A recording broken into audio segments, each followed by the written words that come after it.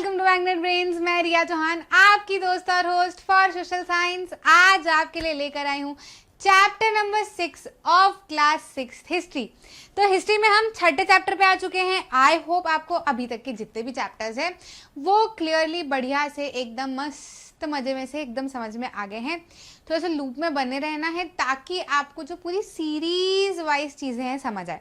एक बार फिर से रिवाइंड करा देती हूँ। हिस्ट्री जो है, जो बच्चे शुरुआत से सुन रहे हैं वो तो मेरी आगे वाली लाइन कैच कर ही लेंगे, लेकिन जो कभी कभार एक रैंडम वीडियो मिल जाता है हमको लगता है कि हाँ पढ़ना चाहिए, अगर आप उनमें से हैं तो आपको ये चीज़ ध्यान रखना है। अगर आप हिस्ट्री पढ़ रहे हैं, भले ही आप 6th क्लास के लिए पढ़ें या फिर हायर कॉम्पिटिटिव एग्जाम के लिए पढ़ें, हिस्ट्री जब भी पढ़ें तो एक कहानी के तौर पर हिस्ट्री पढ़ें। ठीक है, क्या है ये? क्रोनोलॉजिकल ऑर्डर होता है ना। अब क्या हो रहा है, जैसे कि ये 2022 चल रहा है, ठीक है। अब 2022 में मेरी कहानी में मैं यहां पर खड़े रह के आपको पढ़ा रही हूं, आपकी कहानी में आप वहां पर पढ़ रहे हो, मतलब आप मेरी उम्र से छोटे हो। तो आपकी कहानी में आप तो अभी स्टूडेंट ही हो और मैं टीचर बन चुकी हूँ। गवर्नमेंट में कुछ और चीजें चल रही है हायर लेवल पे, ठीक है। आपके स्कूल में कुछ और चीजें चल रही हैं, है ना। तो हर जगह जो है वो एक पर्टिकुलर टाइम पीरियड पे अलग अलग काम हो रहे हैं, है ना। तो अभी जैसे जैसे हम चैप्टर पढ़ते जाएंगे ना आगे, तो हम एक ही टाइम पीरियड में अलग अलग इवेंट्स देखेंगे कि उसी समय पे वहां पे क्या हो रहा था, वहां पे क्या हो रहा था, वहां पे क्या हो रहा था। ठीक है, हम हिस्ट्री जो है वो टाइम पीरियड के हिसाब से पढ़ते हैं। ठीक है, मैंने आपको याद है एक टाइमलाइन बनवाई थी शुरुआत में, जैसे ही हमने चैप्टर की शुरुआत की थी। आगे बढ़ा के बता देती हूँ मैं, है ना। अगले वाले पेज पे यहाँ पे बात कर लेते हैं हम। ठीक है, मैंने आपको क्या किया था, एक टाइमलाइन बनाई थी। याद आ रही है कि नहीं आ रही है वो टाइमलाइन? क्या बोला था आपको पहले चैप्टर से, जब हम इंडिया की एंशिएंट हिस्ट्री पढ़ते हैं, अगर आपको कभी भी कोई भी मुंह उठा के कह दे कि हमको तो स्कूल में इंडिया के बारे में कुछ पढ़ाया ही नहीं जाता है, हमको तो सिर्फ फ्रेंच रिवॉल्यूशन पढ़ाते हैं, रशियन रिवॉल्यूशन पढ़ाते हैं, ठीक है, इंडिया का सिर्फ वो थोड़ा सा नेशनलिज्म वाला हिस्सा बताया हुआ है, बाकी भारत का इतिहास तो हमको कहीं ना कहीं दिखाया नहीं, तो उसको बोलना चुप, एनसीईआरटी खोल। 6th क्लास की एनसीईआरटी से ही आपका शुरू होता है एंशिएंट इंडिया, जिसमें जब शुरुआत वाले चैप्टर में आप बात करते हो तो आपको 2 मिलियन ईयर्स एगो पहले से कहानी शुरू होती है, जहां पर आपको स्टोन एज के बारे में बताया जाता है। जब हम जानवरों के पीछे भाग रहे होते थे, पेड़ पत्ते तोड़ के खा रहे होते थे, पेड़ पत्ते उगाए नहीं थे हमने, जो नेचर में पेड़ पत्ते थे उनको तोड़ तोड़ के खाते थे, जानवर जहां जाते थे उनके पीछे पीछे जाते थे, उनको मारते थे और खाते थे, ये समय था। अब जानवर को मारने के लिए हमको अलग अलग हथियारों की जरूरत पड़ने लगी थी, तो हम जो है वो स्टोन से अलग अलग चीजें बनाने लगे थे।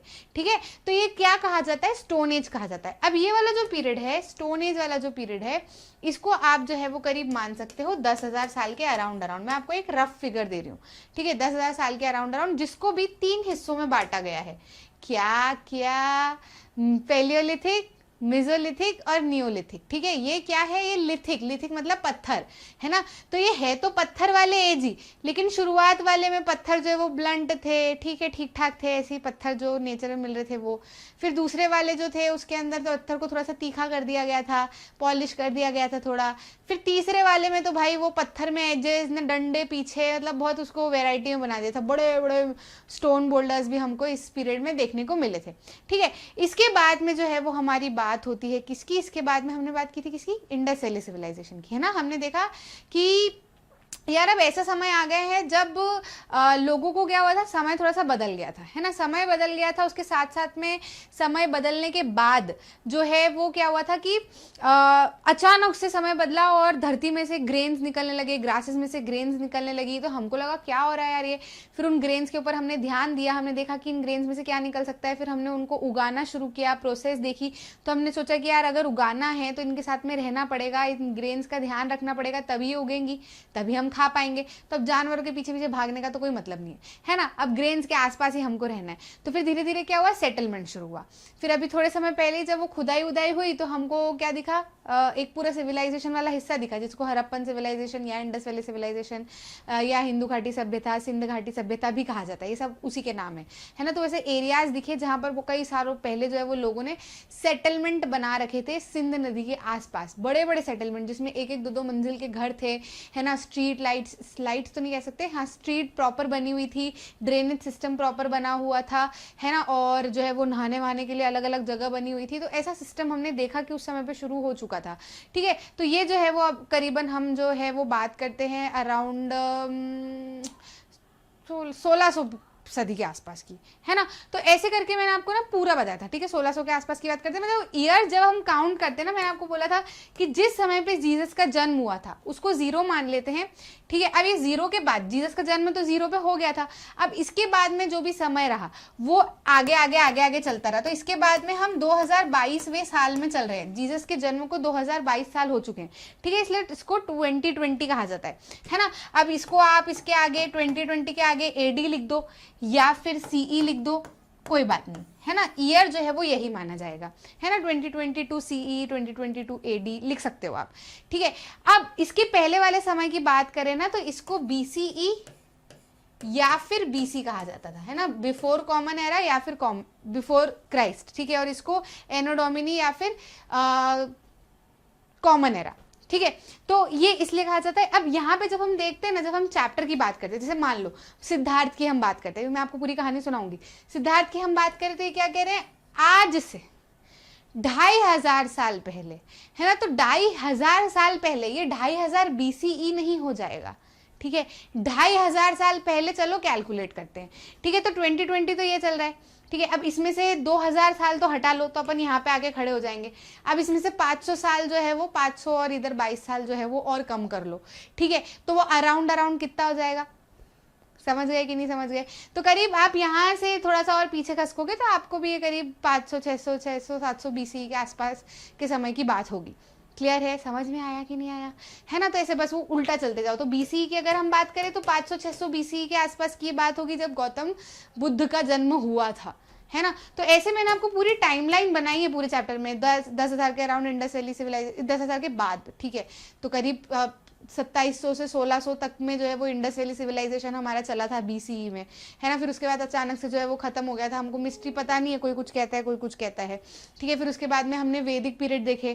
ठीक है, जिसके अंदर क्या है, वेदा लिखना शुरू हो गए थे, लोगों ने अपना अपना ज्ञान देना शुरू कर दिया था। ठीक है, ऋग्वेद की बात होने लगी थी। फिर उसके बाद हमने देखा कि ऋग्वेद तक तो राजा जो है वो नॉर्मल लीडर वाले थे, है ना। ऐसे बड़े राजा जो हम आज इमेजिन करते हैं वैसे राजा नहीं थे, लीडर वाले राजा थे।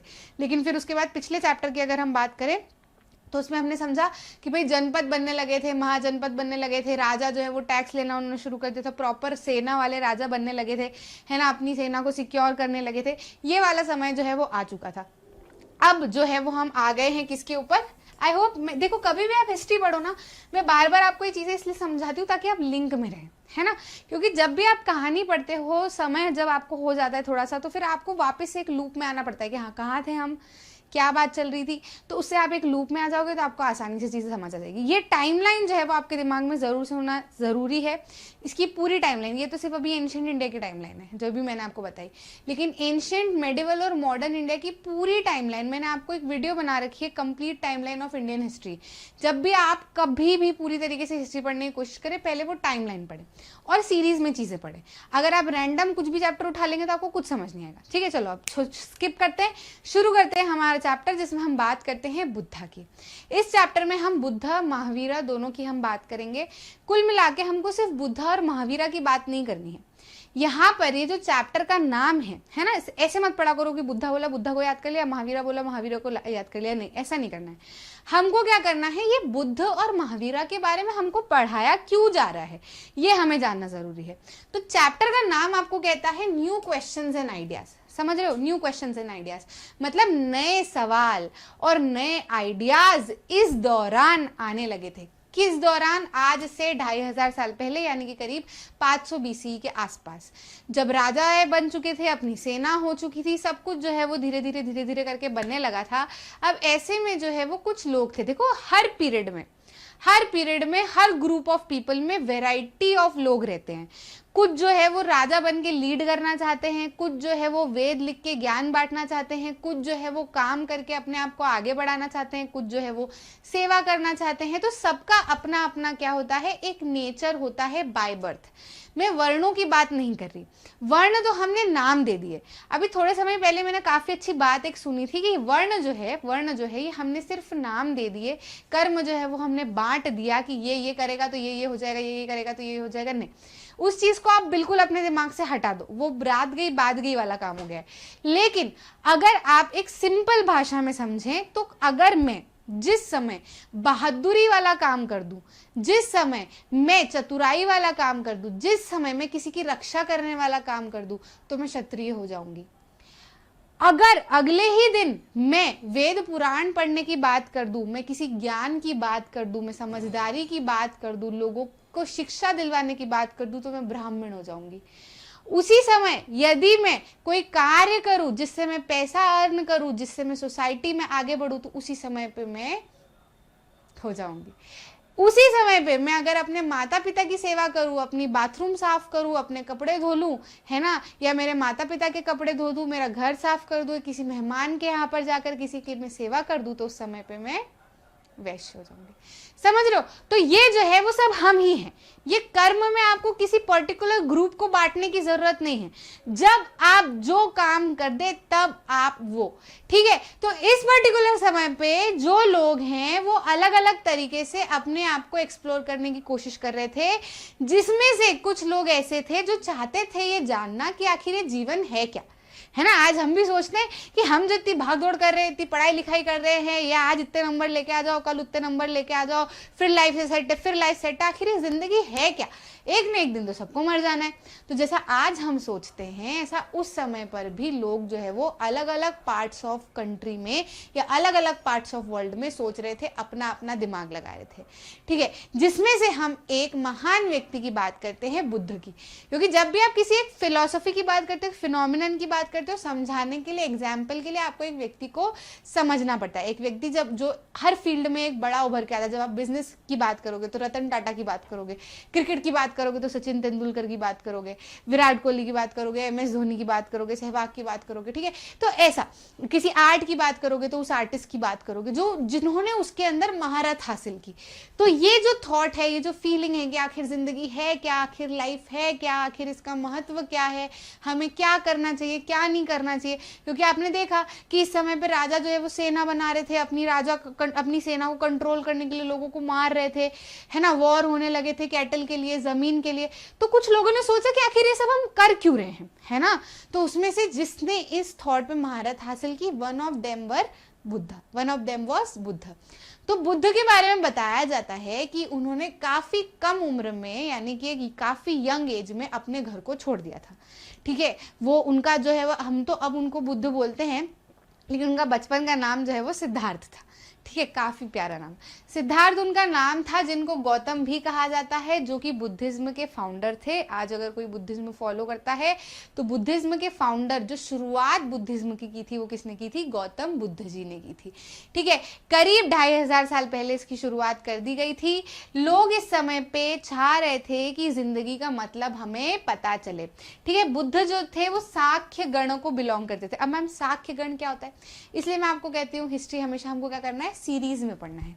क्यों? क्योंकि ये शब्द जो है वो आगे वाले चैप्टर में आ जाते हैं और इन्हीं शब्दों का मतलब पिछले वाले चैप्टर में बताया जाता है, ठीक है। जब हमने पिछले चैप्टर में वाजी की बात की थी लास्ट में, है ना, हमको दो चीजें बताई थी, एक तो मगध, एक मगध था क्लोजर लुक में, और एक वाजी था। तो वाजी के बारे में बताया था कि ये लोग संघ में काम करते थे।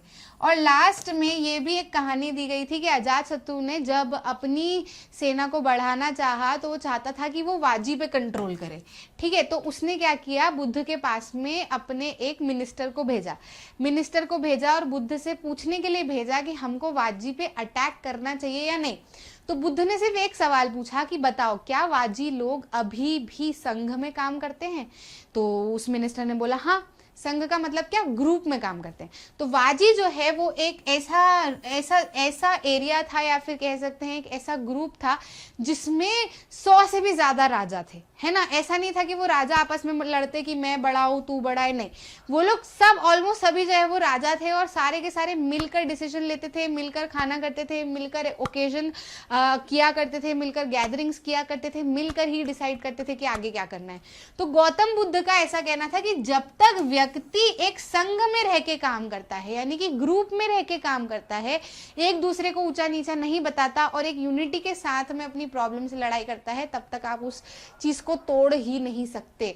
तो बुद्ध ने तो अजातशत्रु को कह दिया था कि भाई वाजी पे अटैक मत कर, अगर ये अभी भी संघ में काम करते हैं, अभी भी अपनी औरतों की रिस्पेक्ट करते हैं, अभी भी ऑर्गेनाइजेशनल मीटिंग हेल्ड करते हैं और सारे के सारे मिलकर आगे बढ़ते हैं, तो तुम इनको नहीं हरा सकते। और वाकई में वाजी साम्राज्य को काफी समय तक किसी ने नहीं हराया। फिर वो गुप्ता डायनेस्टी जो आई थी, तो फिर उस समय पे कुछ चीजें हुई जिसकी वजह से वाजी ने जो है वो अपना कंट्रोल खो दिया था, लेकिन काफी समय तक वाजी चला। तो ये जो गौतम बुद्ध थे, ये तो बहुत बात की बात है, अभी तो हम शुरुआत की बात कर रहे हैं, सिद्धार्थ के बचपन की बात करें कि वो संघ साक्य गण में रहते थे, है ना। गण संघ इज द सेम थिंग, ठीक है।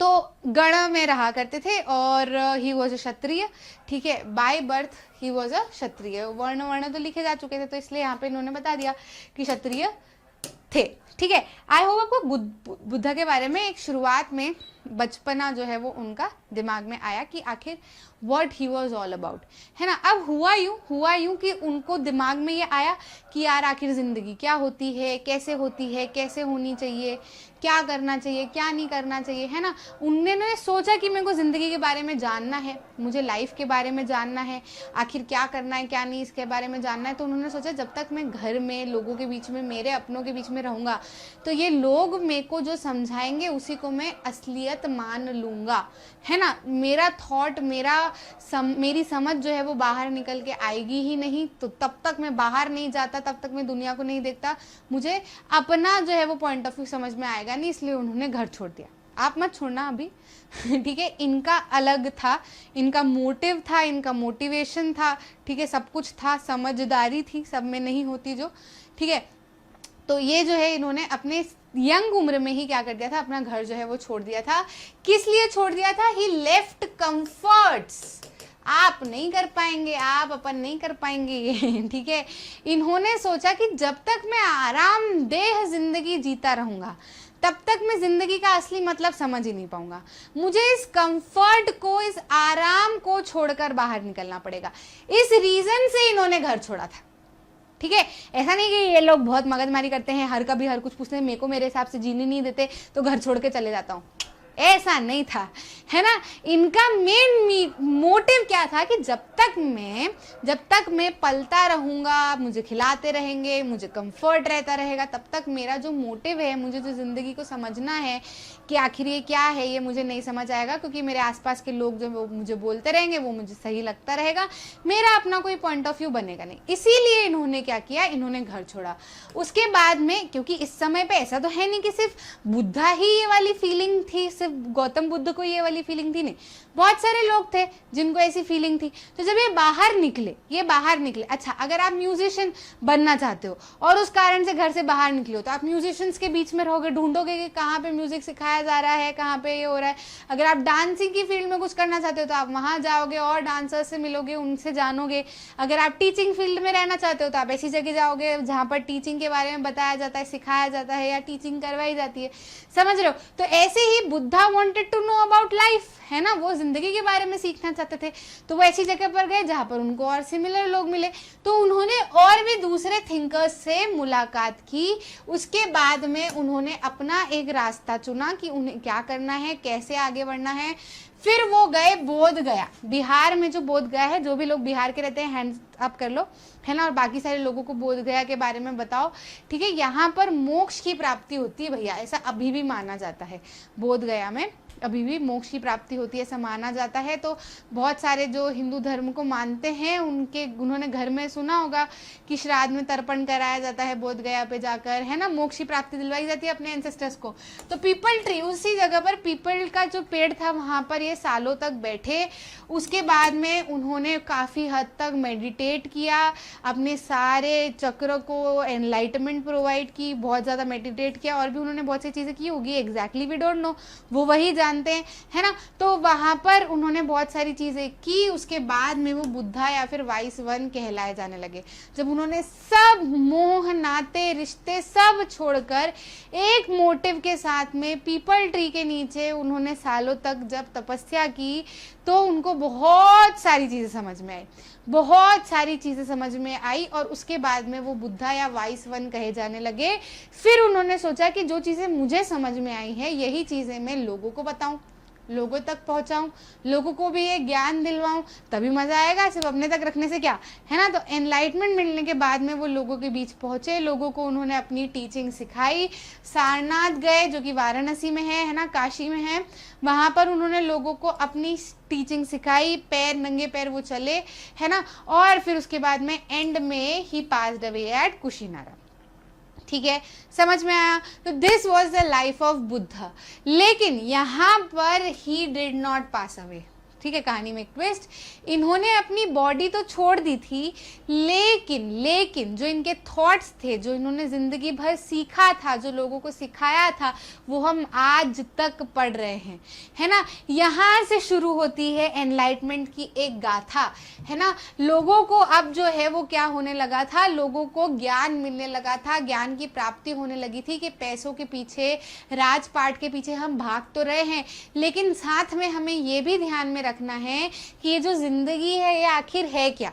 इसी चीज को हमें भी आज भी फॉलो करना है। आप बोलोगे कि मैम तो हर कभी लेक्चर देने लग जाती है, लेकिन बच्चों ये चीजें आपको दिमाग में रखना बहुत ज्यादा जरूरी है।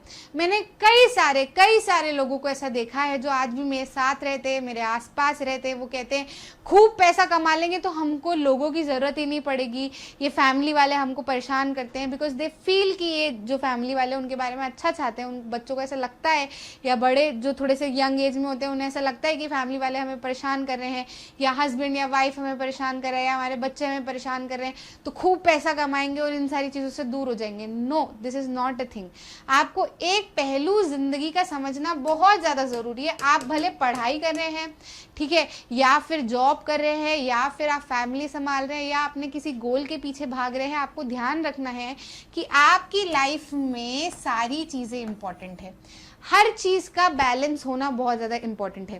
मान लिया कि आपने बहुत सारा कमा लिया, बहुत ही बढ़िया, बहुत अच्छा किया, काफी मेहनत से कमाया होगा, मान लिया अब आपके पास में बहुत पैसा हो गया, लेकिन रिलेशनशिप तो नहीं है ना।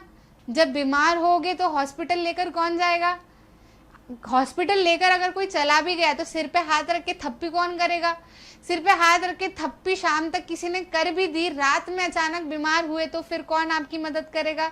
जब आपको रोना आएगा तब आपके आंसू कौन पोंछेगा? जब आपको हंसी आएगी तो आपके साथ में कौन हंसेगा?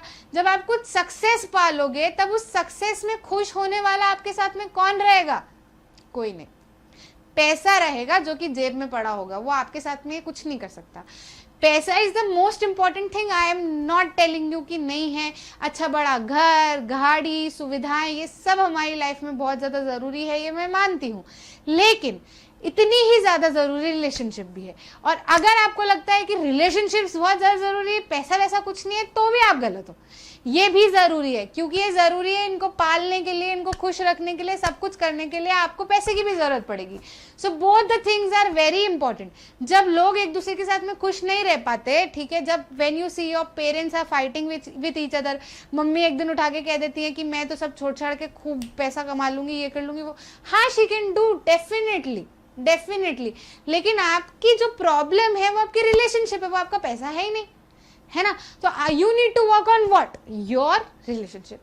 अगर आप रिलेशनशिप्स में हो, अगर आप किसी मतलब आप अपने पेरेंट्स को देख रहे हो, दादा दादी को देख रहे हो, या अपने साथ में आपका कोई फ्रेंड है जो बचपन से आपके साथ में रहा है, या अचानक से आप पढ़ाई में आगे बढ़ रहे हो, सब कुछ कर रहे हो, तो आपने वो सारे यार दोस्त तो छोड़ दिए और बोला क्या है कुछ काम नहीं आते, ये आगे करियर वरियर हो जाता है, तो फिर बहुत लोग मिलते हैं।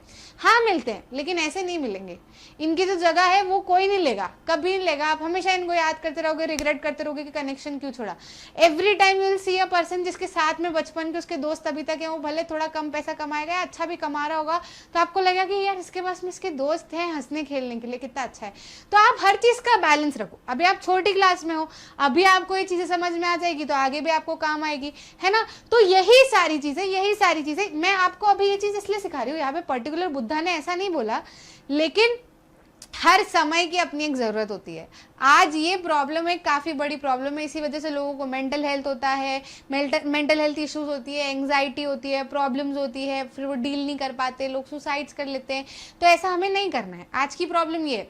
उस समय बुद्धा ने देखा कि प्रॉब्लम कुछ और थी। उस समय पे राजा जो है वो लड़ाई करते थे, एक दूसरे को मार काट देते थे, किसी की वैल्यू नहीं करते थे, जानवरों के लिए कोई केयर नहीं थी, ठीक है। तो मतलब देर बढ़ते जा रहा था ना, ये वाली क्रुएलिटी बढ़ते जा रही थी वाले समय पे। तो बुद्धा ने क्या सिखाया? बुद्धा ने सिखाया कि लाइफ जो है वो पूरी तरीके से सफरिंग से भरी हुई है, मतलब प्रॉब्लम से भरी हुई है। आज आप छोटे हो या आप बड़े हो, आप अपने, अगर आप छोटे हो तो आप अपने मम्मी पापा को देख लो, मम्मी पापा मिडिल एज में है तो वो अपने दादा दादी, या अपने मम्मी पापा को देख ले, आपके दादा दादी को देख ले। Nobody is completely happy. कोई कह दे कि मैं बहुत खुश हूं, तो मतलब आपको 10 में से 2 व्यक्ति मिलेंगे जो कहेंगे अरे सब बढ़िया, कोई दिक्कत नहीं है। लेकिन 8 तो अगर लिटरली खुश भी होंगे ना, आप उनसे जाके पूछोगे कि आप ठीक हो, कैसा चल रहा है? हाँ बस कट रही है, हाँ बस चल रहा है, ठीक है, जिंदगी है। कभी खुश होके नहीं बोलेंगे। क्यों? भले आपको देखेगा कि वो खूब अर्न कर रहे हैं, खूब उनके पास पैसा है, गाड़ी घोड़े बंगला सब कुछ है उनके पास में, लेकिन फिर भी आप पूछोगे तो बोलेंगे ठीक है। क्यों? Because they want more. ये जो थर्स्ट है, ये जो प्यास है, जिसको बुद्धा ने थर्स्ट या फिर तन्हा कहा, ठीक है, उन्होंने क्या बोला, उनका ऐसा मानना था कि हम किसी भी स्टेज पे पहुंच जाएं, वहां से हमेशा अपने को ज्यादा ही चाहिए, ठीक है। मैं पिछले साल तक जो है वो 20,000 कमाती थी, तो जब मुझे पता चला था 20,000 मिलेंगे तो बड़ी खुश थी, ठीक है। जैसे ही मिलने लगे तो लगा 40 मिल जाते तो अच्छा रहता, ठीक है। 40 मिले तो लगा 70 मिल जाते तो अच्छा रहता। अब लगता है कि 70 से 90 मिल जाते तो अच्छा है, 70-90 मिल गए तो लगता है कि 2-3-4 लाख मिल जाए तो अच्छा रहेगा। तो every time you get something, you are on a different stage, ठीक है। एक काफी अच्छा कोट दिया गया है एक व्यक्ति के द्वारा। उन्होंने कहा कि जब भी आप किसी एक माउंटेन के टॉप पे पहुंच जाते हैं ना, किसी भी माउंटेन के आप टॉप पे अगर पहुंच गए ना, उस माउंटेन के टॉप पे खड़े होकर आपको दिखेगा कि ये तो यहाँ से तो एक और माउंटेन ऊपर जा रहा है, यहाँ से तो एक माउंटेन शुरू ही हो रहा है। फिर आप उसके भी टॉप पे पहुंच जाओगे ना, तब आपको दिखेगा कि अरे यहाँ से तो एक और माउंटेन है। तो एवरी टाइम आपको नई अपॉर्चुनिटी, नया चैलेंज दिखता ही रहेगा, क्योंकि आप एक ह्यूमन बीइंग हो। लेकिन इसी के साथ में आपको ध्यान रखना है कि आपको दुखी नहीं होना है, आपको अप्रिशिएट करना है कि आपने पहला वाला माउंटेन क्लाइंब किया है और आपको खुश होना है। उसके बाद आपकी चॉइस है कि आपको दूसरा वाला माउंटेन चढ़ना है कि नहीं चढ़ना है। ऐसा नहीं बोलना कि दूसरा नहीं चढ़ पाया यार, जिंदगी बेकार हो गई, मैं तो नहीं, ऐसा नहीं करना अपने को, है ना। हमको खुद को शाबाशी देते हुए आगे बढ़ना है, खुश रहते हुए आगे बढ़ना है। बुद्धा ने यही सिखाया कि जब भी हम सफर करेंगे तो हम 10 अच्छी चीजों में से किसी एक चीज जो खराब है उसको लेके सफर करते रहेंगे। आपके पास में घर होगा, आपके पास में अच्छे मम्मी पापा होंगे, लेकिन एक दिन एक दोस्त से लड़ाई हो गई तो आपको लगेगा कि जिंदगी बर्बाद, ये मैं तो अच्छा इंसान हुई नहीं, ये मेरे से छूट गया, है ना। या आपके थोड़े पैसे घूम गए तो आपको लग जाएगा अरे रे रे रे रे, ठीक है। तो आपको पूरी दुनिया खराब लगने लगेगी, आपको पूरी सिचुएशन ही अपनी खराब लगने लगेगी, आप बोलोगे कि मेरे तो लाइफ ही खराब है। नहीं, ऐसा हमें नहीं सोचना है। ये इस दिमाग को हमें ट्रेन करना है। वी नीड टू से सब बढ़िया।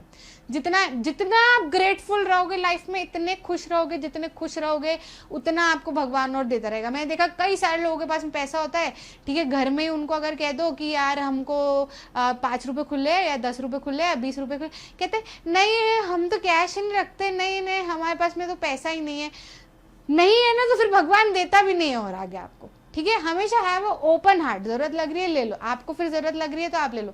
तो ये छोटी छोटी चीजें लाइफ में बहुत इंपॉर्टेंट है, ये छोटी छोटी खुशियां लाइफ में बहुत इंपॉर्टेंट है। आपको, आप बोलोगे मैडम लेक्चर क्यों दे रहे हो? लेक्चर नहीं दे रही मैं, ये सारी चीजें मैं आपको सिखा रही हूँ। ये चैप्टर ही आपको इसलिए दिया गया है। हर समय की अपनी एक ज़रूरत है, एक तरीका है जीने का, आप उस तरीके से जिएंगे। क्योंकि मैं आपकी टीचर के साथ साथ, अगर मैं आपकी एक टीचर हूँ तो ये मेरा दायित्व बनता है कि आपको साथ में दूसरी चीज़ें भी बताते रहूँ, ठीक है। तो आपको देखना है, बुद्धा ने और ये भी बोला कि भैया ये जो थर्स्ट है, तन्हा है, ये आप मॉडरेशन के थ्रू इसको ख़त्म कर सकते हो, रिमूव कर सकते हो। अब मॉडरेशन का मतलब क्या होता है? ये जो शब्द है मॉडरेशन, इस मॉडरेशन का मतलब ये होता है कि आप रीजनेबल बन जाओ। क्या बन जाओ? रीजनेबल बन जाओ। अब जब आप रीजनेबल बन गए, ठीक है, रीजनेबल बनना मतलब क्या? आप रीजनेबल बन गए कि जैसे आपके पास में 800 रुपए की पैंट है ना, जीन्स आपने खरीदी। पहले आप 400 की जीन्स पहनते थे, अब आपने देखी कि 800 की खरीद लेता हूँ, बैगी सी जीन्स है, अच्छी है, बढ़िया है, ले लेता हूँ।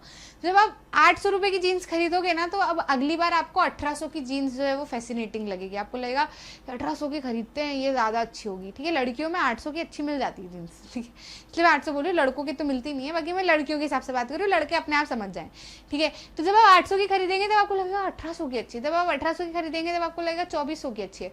तो आप एक पॉइंट को समझो, आपको रीजनेबल होना जरूरी है। यहाँ पे आप मॉडरेशन फॉलो करो। मॉडरेशन का मतलब क्या? मॉडरेशन का मतलब ये कि जीन्स का काम क्या है? एक तो आपके अपीयरेंस को अच्छा रखना, ये मैं बिल्कुल मानती हूँ। सिर्फ ये नहीं कहूंगी कि जीन्स का मतलब आपके पैर कवर करना है तो आपने जीन्स पहन ली, नहीं। हाँ, आप अपना अपीयरेंस भी अच्छा रखना चाहते हो, लेकिन उस 2400 वाली जीन्स में और इस 800 वाली जीन्स में क्या बहुत ज़्यादा फर्क है? नहीं। फर्क अगर होगा तो सिर्फ ब्रांड का फर्क होगा, जो कि आपके यहाँ पे टैग नहीं लगा होगा। मुश्किल से मुश्किल कुछ एक आध चीज का अंतर जो होगा, जो भी कोई फर्क नहीं पड़ता है। तो आपको रीजनेबल आप यहाँ हो गए कि जो काम इस जीन्स को करना है वो ये काम ये भी जीन्स कर रही है, वो वाली जीन्स भी करेगी, ठीक है। 800 की खरीद लेता हूँ, 2400 और 800 में जो भी डिफरेंस होता है वो सेव कर देता हूँ, या घर में मम्मी को दे देता हूँ, या किसी और के लिए कोई सामान ले लेता हूँ, या किसी की हेल्प कर देता हूँ, या मैं खुद बचा के रख लेता हूँ, या आपकी इच्छा, ठीक है। आप जितना अपने आप को बोलते रहे ये नहीं है यार, वो नहीं है यार, तो वो हमेशा नहीं ही रहेगा। वो आप 2400 के बाद में अपने आप को 40,000 का भी टारगेट दोगे, 40,000 का खरीद भी लोगे, तब भी आपको अच्छा नहीं लगेगा। आपको लगेगा कि लाख का होना चाहिए कुछ, करोड़ का होना चाहिए कुछ। तो दिस इज द थिंग, ये थर्स्ट है, तन्हा है, आप इसको खत्म करो। मॉडरेशन के साथ में आप इसको खत्म करो। छोटी उम्र से ये आदतें डालो। समझ में आई बात? रिस्पेक्ट करो, लोगों के प्रति काइंड रहो, एनिमल्स की रिस्पेक्ट करो। अच्छा, एनिमल्स की रिस्पेक्ट करना क्यों बोलते हैं? क्योंकि वो आपके कैरेक्टर के बारे में बताता है ना। जब कोई पलट के आपको जवाब दे सकता है तो उसकी तो आपको रिस्पेक्ट करनी पड़ेगी। आपको लगेगा कि मैं इसको कुछ बोलूंगा तो ये पलट के जवाब दे देगा, तो आप बाउंड हो, ठीक है, कि नहीं, इसकी रिस्पेक्ट तो अपने को करनी पड़ेगी। तो सामने वाला कितना इफेक्टिव है आपके ऊपर, वो आपकी रिस्पेक्ट जो है उतनी आप उस सामने वाले की रिस्पेक्ट करोगे। लेकिन जानवर है, वो आपको कभी पलट के जवाब नहीं देगा, लेकिन फिर भी अगर आप उनके प्रति काइंडनेस से रहते हो, उनके प्रति दया भाव रखते हो, उनकी नीड्स का ध्यान रखते हो, उनकी केयर करते हो, तो ये आपके अपने स्वभाव के बारे में बताता है कि आप कितने अच्छे इंसान हैं, है ना। क्यों हमेशा कहा जाता है कि मरने के बाद में खराब कर्म करोगे तो जानवर बन के आओगे? आपको एक डर रहेगा कि मैं ये जानवर बन गया तो फिर मैं अगर इस जानवर को गलत ट्रीट करूंगा तो फिर कल को ये जानवर इंसान बन गया तो ये भी मेरे को गलत ट्रीट करेगा। तो ये आपको सिखाया ही इसलिए जाता है क्योंकि ऐसे तो आप मॉरली तो हम लोग क्या करते, चीज़ें सीखते नहीं है। जैसे ही डर डाल दिया कि हाँ ये वाला डर डाल दिया, आपको कह दिया कि नहीं नहीं नहीं नहीं ऐसा करोगे तो ऐसा हो जाएगा, फट से हाँ करके आप उसका ध्यान रखने लगोगे। तो ये ज़रूरी भी है एक तरीके से, इसको गलत भी नहीं कहा जा सकता, है ना। जो बूढ़े व्यक्ति होते हैं, जो एजेड हैं, जो अब काम नहीं कर सकते, जो अब अपने आप की केयर नहीं कर सकते, तो जब हम उनकी केयर करते हैं तो ऑब्वियसली ये यूनिवर्स इसी तरीके से डिजाइंड है ना। ये सच्ची मैं आपको बता रही हूँ, ये यूनिवर्स इसी तरीके से डिजाइंड है कि जैसा आप दोगे वैसा आपको मिलेगा। आपने अच्छा किया आपको फट से अच्छा मिलेगा, आपने बुरा किया आपको फट से बुरा मिलेगा। अब पॉइंट ये होता है कि हमको ऐसा लगता है हमेशा कि हम तो अच्छा ही करते हैं, है ना। अपने आप के लिए क्रिटिकल होना भी जरूरी है। हमको लगता है हम तो अच्छा ही करते हैं, तो हमारा क्या, हमको क्यों, हमारे साथ में क्यों ऐसा कर रहा है, मैंने तो अच्छा किया। नहीं, आप ऐसा मत सोचो, आप अपने हर स्टेप को एनालाइज करो। आपको पता होगा कि आप गलत कर रहे हो तो फिर क्या ही बात रही, ठीक है। तो अपने आप को एनालाइज करना जरूरी है। अच्छा करते रहो, कोशिश करो कि अपनी तरफ से कुछ गलती ना हो। फिर सामने वाला कुछ भी कर रहा हो ठीक है, लेकिन एक कर्म तो अपना होना चाहिए कि नहीं, वही आपको रिटर्न मिल के आएगा, ऐसा बुद्धा का कहना है, ठीक है। And I also believe in this. Buddha ने यूजुअली चीजें जो है वो प्रकृति में सिखाई, क्योंकि उस समय पे प्रकृति एक कॉमन लैंग्वेज थी जो कि हर कोई समझ सकता था, हर कोई जान सकता था, इसलिए ज्यादा से ज्यादा लोग जो है वो बुद्धा से जुड़ने लगे।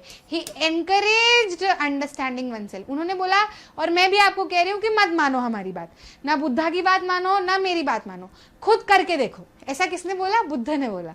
गौतम बुद्ध सेड कि आप मेरी बात मानो ही मत, मैं जो कह रहा हूँ ये आप मत करो सिर्फ इसलिए ये सोच के कि बुद्धा ने बोला तो हमको करना पड़ेगा, नहीं, ऐसा मत करो।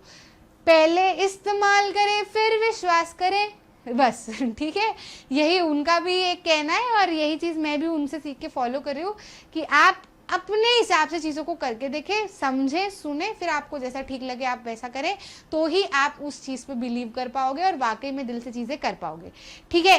किसा गौतमी की एक स्टोरी कही जाती है, आपकी बुक में लिखी है। किसा गौतमी वॉज अ पर्सन, एक फीमेल थी जिनका बेटा जो है वो कम उम्र में शांत हो गया और वो खूब रो रही थी, खूब परेशान हो रही थी, खूब तड़प रही थी। तो एक व्यक्ति जो है किसा गौतमी को गौतम बुद्ध के पास में लेके आया कि बुद्ध ऐसा ऐसा इनके साथ में हुआ है, अब आप ही इन्हें कुछ ऐसी चीज़ बताएं, कुछ सिखाएं कि इनको आगे अपनी ज़िंदगी की राह मिले, ठीक है। तो गौतम बुद्ध कहते हैं कि तुम मेरे लिए, पता नहीं उसमें क्या बोला था, मतलब कुछ भी एक सामान लेने के लिए बोला, वो मैं स्किप कर गई, मस्टर्ड सीड्स बोले थे शायद, ठीक है। तो मस्टर्ड सीड्स जो है वो लेकर आओ किसी भी घर से, अगर तुम लेकर आ जाती हो तो मैं तुम्हारे बेटे को जीवित कर दूंगा। तो किसा गौतमी खुश हो गई कि यार हाँ मैं अभी लेके आती हूँ, अभी लेके आती हूँ।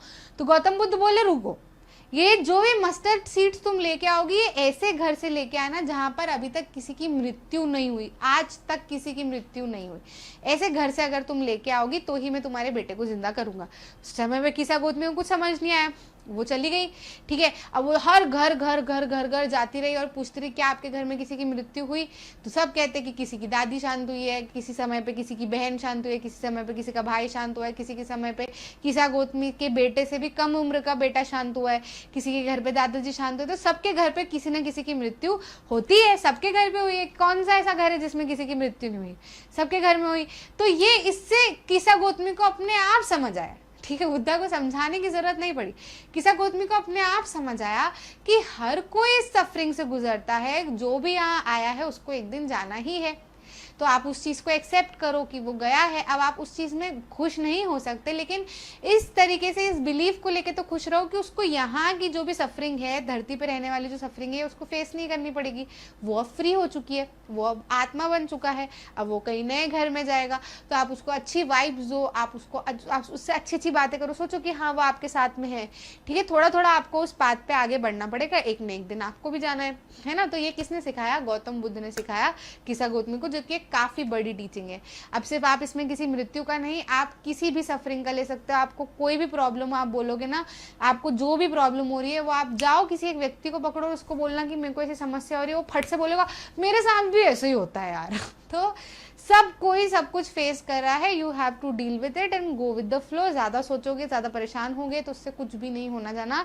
जो आज का समय है आपका, आप उसको भी खो दोगे, ठीक है। तो आई होप किसा गौतमी की स्टोरी आपको अच्छी लगी कि नहीं, बताना मेरे को कमेंट्स में। सुनते मत रहना खाली वजह से कि मैडम बोल रही है और बस सुने जा रहे हैं और कोई रिएक्शन नहीं है, ठीक है। जो भी बातें अच्छी लगे उसमें कुछ आप ऐड करना चाहते हो या कुछ ऐसा आपके साथ में भी हुआ है तो आप जरूर से कमेंट सेक्शन में साथ साथ में मुझे बता सकते हो, है ना। कमेंट नीचे भरते रहा करो तो मैं पढ़ते रहूंगी, मुझे समझ आता रहेगा कि आपके साथ में भी क्या हो रहा है क्या नहीं, ठीक है। अब उपनिषद की बात करते हैं। इसी समय पे जब गौतम बुद्ध जो है ये सारी चीजें कर रहे थे, अलग अलग थिंकर्स जो है वो सोच रहे थे कि क्या होती है लाइफ, क्या नहीं होती है लाइफ, इन सारी चीज़ों के बारे में जब बातें चल रही थी, इसी समय पे लिखी गई उपनिषद, ठीक है। अब उपनिषद क्या होता है? Sitting near. जैसे आप मेरे पास में बैठे हो, मतलब अभी तो नियर नहीं हो लेकिन कहीं ना कहीं कैमरे के थ्रू ही मेरे पास में बैठे हो, मुझे सुन रहे हो। जब आप मुझे सुन रहे हो तो इसको क्या कहा जाता है? सिटिंग नियर, है ना। इसको संस्कृत में उपनिषद कहा जाता है, ठीक है। तो उपनिषद का मतलब होता है कमिंग एंड सिटिंग नियर। साथ में अगर आप बैठोगे तो किसी की बात सुनोगे ही। तो उपनिषद में कुछ ऐसी बातें लिखी गई, अच्छी अच्छी टीचिंग लिखी गई जिसमें कोई पास में बैठे और सुने या समझाए, ठीक है। मतलब उपनिषद जो जब किताब आप पास में रखी, मतलब वो आपके पास में रखी हुई किताब है जो आपको कुछ न कुछ सिखा रही है या आपके पास में हमेशा साथ में बैठी है, ठीक है। तो हमेशा साथ में से ज़रूरी नहीं कि फिजिकली किताब साथ में बैठी है, पर जो किताब से आपने टीचिंग सीखी है वो हमेशा आपके साथ में रहेगी, है ना। तो उपनिषद का मतलब ये होता है। अब लोगों ने जो है वो उस समय पे उपनिषद लिखना शुरू की कि जो जो थॉट्स हमको समझ आ रहे हैं, जो हमें अच्छा लग रहा है, जिससे लोगों की मदद मिल सकती है, इसको हम अभी जो आसपास के लोग हैं इनको तो हम समझा देते हैं, लेकिन आने वाले समय में अगर किसी को ज़रूरत पड़ी और मान लो ये ज्ञान खत्म हो गया, ये लोग खत्म हो गए, तो आने वाले समय में लोगों को कौन समझाएगा। तो इसी चीज़ को लोगों ने क्या किया, लिखना शुरू किया, ताकि हम तो मर जाएंगे, हमारे थॉट्स मर जाएंगे, पर ये किताब तो नहीं मरेगी, कभी ना कभी तो किसी को मिलेगी, वो आगे कुछ करेगा, समझेगा, पढ़ेगा, फिर आगे नई किताब लिख देगा, तो ऐसे जो है फ्लो बना रहेगा, है ना। तो इस तरीके से किताबें जो है लिखी गई। By the time Buddha was preaching, other thinkers also tried to find difficult answers to difficult questions, है ना। तो प्रीचिंग मतलब जब लोगों को सिखा रहे थे, लोगों को ज्ञान दे रहे थे, कथाएं सुना रहे थे बुद्धा, उस समय पे जो दूसरे थिंकर्स थे वो भी डिफिकल्ट आंसर्स को खोजने की कोशिश कर रहे थे। जैसे आज मैं आपको पढ़ा रही हूँ, तो क्या मैं अकेली आपको पढ़ा रही हूँ? नहीं ना, बहुत सारे लोग आपको पढ़ा रहे हैं, ठीक है। तो उसी समय पे बुद्धा के साथ साथ में बहुत सारे अलग अलग लोग थे जो अलग अलग तरीके से अपने अपने लेवल पे इस चीज़ पे काम कर रहे थे, अलग अलग बड़े बड़े डिफ़िकल्ट क्वेश्चंस के आंसर ढूंढने का प्रयास कर रहे थे। क्या थे वो डिफ़िकल्ट क्वेश्चंस? यही कि ज़िंदगी क्या है, हम क्या हैं, आत्मा क्या है, ठीक है। तो अलग अलग लोगों ने अलग अलग अपनी अपनी राय दी, ठीक है। लोग ये जानना चाहते थे कि मरने के बाद वाली लाइफ में आखिर होता क्या है, और हमारे साथ में अगर कुछ अच्छा या बुरा हो भी रहा है तो क्यों हो रहा है। भाई सबके लाइफ एक्सपीरियंसेस अलग अलग क्यों हैं, सबके साथ में अलग अलग समय पे अलग अलग चीज़ें क्यों हो रही है, कुछ चीज़ें लोगों के कंट्रोल में है, कुछ चीज़ें लोगों के कंट्रोल में क्यों नहीं है। मतलब कुछ तो ऐसा है इस यूनिवर्स में जो कि हम सबके कंट्रोल के बाहर है, कुछ तो ऐसा है जो हम सबको कंट्रोल कर रहा है। तो लोगों ने कहा, इस समय पे लोगों ने इस चीज़ को नाम क्या दिया, इस चीज़ को नाम लोगों ने दिया ब्रह्मांड, ठीक है। लोगों ने क्या नाम दिया कि ब्रह्मांड एक ऐसी शक्ति है जो सारी चीज़ों को चला रही है। हम अच्छा करते तो हमें अच्छा मिलता है, हम बुरा करते तो हमें बुरा मिलता है। इस जन्म में अच्छा करेंगे तो हो सकता है इस जन्म में अच्छा मिले, इस जन्म में बुरा करेंगे तो ज़रूरी नहीं कि इसी जन्म में बुरा भुगतना पड़े, हो सकता है अगले जन्म में हमको इस जन्म का बुरा भुगतना पड़ रहा हो। क्योंकि कई सारे लोग ऐसा कहते हैं कि हमने तो सब एनालाइज कर लिया, खूब क्रिटिकल हो गए हम अपने आप को लेके, लेकिन फिर भी हमारे साथ में ऐसी चीज़ें क्यों हो रही है, फिर भी हमारे साथ में ऐसी चीज़ें क्यों हो रही है। हमने तो किसी का कुछ नहीं बिगाड़ा। तो हो सकता है आपने अभी कुछ गलत नहीं किया हो, पिछले जन्म का जो प्रॉब्लम हो, पिछले जन्म में आपने कुछ गलत किया जो आपको याद नहीं है, जो आपने कुछ बुरा किया है वो आपको अभी फेस करना पड़ रहा हो, तो इसमें आप कुछ नहीं कर सकते, ठीक है। आप सिर्फ भगवान से रोज़ जा जाकर सॉरी मांग सकते हो, उस ब्रह्मांड से रोज़ छत पर जा जाकर सॉरी मांग सकते हो, कह सकते हो अब नहीं करूँगा, अब नहीं करूँगा, प्लीज़ माफ़ कर दो, प्लीज़ समझ लो। तो कहीं ना कहीं आपकी वाइब्रेशन एक माफ़ी वाली, ठीक है, हर गलती को एक की चीज़ माफ़ कर सकती है जो कि है माफ़ी, ठीक है। तो वाइब्रेशन जो है आपकी माफ़ी वाली जब हम ब्रह्मांड तक पहुंचेगी, ठीक है, पूरे यूनिवर्स तक पहुंचेगी, तो कहीं ना कहीं कुछ तो चेंजेस आएंगे, है ना। तो ये ज़्यादा ज़रूरी है। इसमें बताया गया कि यूनिवर्स है जो कहीं ना कहीं एग्जिस्ट कर रहा है। हमारे अंदर जो बॉडी, ये जो हमारी बॉडी है, इसके अंदर आत्मा है जो आखिरी में जाके ब्रह्मांड में मिल जाती है। तो ये जो ब्रह्मांड है और ये जो आत्मा है, दीज आर वन, ऐसे प्रीचर्स का मानना था, ठीक है। तो व्हाट वांटेड टू, ये जो प्रीचर्स थे या ये जो थिंकर्स थे, they wanted to know life after death, मरने के बाद में जिंदगी आखिर क्या है, सेक्रीफाइसेस क्यों परफॉर्म किए जाते हैं, क्योंकि उस समय पे जो है वो जानवरों का बलिदान भी दिया जाता था। तो वो ये जानना चाहते थे कि आखिर सेक्रीफाइस क्यों दिए जाते हैं, ठीक है। कुछ तो है जो यूनिवर्स में परमानेंट है, जो हमारी मृत्यु के बाद में भी चलता रहता है। साथ ही साथ में आत्मा और ब्रह्मांड या फिर ये जो यूनिवर्सल सोल है, ये सब एक है ना। इट इज बिलीव दैट आत्मा एंड ब्रह्मांड वर वन, ठीक है। वो ब्राह्मण जैसा लगता है पर वो ब्राह्मण है नहीं, वो ब्रह्मांड है, ठीक है। तो आत्मा और ब्रह्मांड जो है are one. Many of these ideas were recorded in Upanishad. अब ये जो आइडियाज थे सब ने अपने अपने बारे में अपने अपने एक्सपीरियंस के थ्रू अलग अलग सोचा। मैं जिंदगी के बारे में कुछ और सोचती हूँ, जरूरी नहीं कि वैसे ही आप भी सोचते हो सकता है आप भी सही सोचते हो, मैं भी सही सोचती हूँ, बस आपका थॉट मुझे नहीं आ रहा, मेरा थॉट आपको नहीं आ रहा, है ना। तो आपने उपनिषद में अपने थॉट्स लिख दिए, मैंने उपनिषद में अपने थॉट्स लिख दिए। फिर आगे जो है वो लोग पढ़ेंगे, मैं आपके थॉट पढ़ूंगी, मुझे लोग हाँ सही बात है, आप मेरे पढ़ोगे, आपको लगेगा हाँ ये भी तो अडॉप्ट किया जा सकता है। आने वाले लोग भी पढ़ेंगे, इस समय के लोग भी पढ़ेंगे, तो लोगों तक जो है वो चीज़ें पहुँचेगी। जो आपकी थिंकिंग है वो भी लोगों तक पहुँचेगी, जो मेरी थिंकिंग है वो भी लोगों तक पहुँचेगी। और हो सकता है कोई सी थिंकिंग किसी की प्रॉब्लम को सॉल्व कर दे, ठीक है। तो बहुत सारे आइडियाज जो है वो उपनिषद में लिखे गए, इसको लेटर वैदिक टेक्स्ट में इंक्लूड किया गया, है ना। वैदिक टेक्स्ट में क्या था अपना, कमेंट्स में बताओ, ठीक है। 4 वेद पढ़ा है जिसमें सबसे पहला वेद जो है वो वैदिक टेक्स्ट में आता है। लेटर वैदिक टेक्स्ट में बाकी के रिमेनिंग 3 वेद, उपनिषद और ये सारी चीज आती है। क्लियर है कि नहीं? ठीक है। Text contains conversation between teachers and students. अब ये जो टेक्स्ट लिखे गए थे ना उपनिषद में, वो ऐसे नहीं कि सिर्फ ऐसे ये समझ में आया तो ये लिख दिया, ये समझ में आया तो ये लिख दिया, नहीं। ठीक है, ये एक टीचर और स्टूडेंट की तरह, क्योंकि जब भी मैं कोई किताब खोलती हूँ तो मैं एक स्टूडेंट बन जाती हूँ, है ना। मतलब स्टूडेंट का मतलब क्या होता है? सीखने वाला, है ना। और किताब क्या बन जाती है? टीचर बन जाती है। टीचर मतलब क्या? सिखाने वाला। अब वो कोई भी हो सकता है, बच्चे और पेरेंट्स हो सकते हैं, पेरेंट्स और बच्चे भी हो सकते हैं। कई बार बच्चे कुछ बातें सिखा जाते हैं तो बच्चे टीचर हो जाते हैं, पेरेंट्स स्टूडेंट्स हो जाते हैं। ठीक है, तो एक स्टूडेंट का मतलब क्या होता है? सीखने वाला, और एक टीचर का मतलब क्या होता है? सिखाने वाला। तो इसमें जो है उपनिषद में जो टेक्स्ट लिखे गए वो इस तरीके से लिखे गए कि टीचर कुछ समझा रहा है और स्टूडेंट कुछ समझ रहा है, टीचर कुछ समझा रहा है और स्टूडेंट कुछ समझ रहा है। तो जब भी कोई उपनिषद पढ़ता है तो उसको ऐसा लगता है कि हाँ टीचर कुछ समझा रहा है और मैं कुछ जो है वो स्टूडेंट बन के समझ रहा हूँ। तो एक डायलॉग के फॉर्म में, है ना, कि बच्चे ने कुछ सवाल पूछा तो फिर टीचर ने कुछ समझाया, है ना, या कुछ एग्जाम्पल, जैसे हमने किस्सा गौतमी की कहानी सुनी, ऐसी कहानियां उसके अंदर दी हुई है।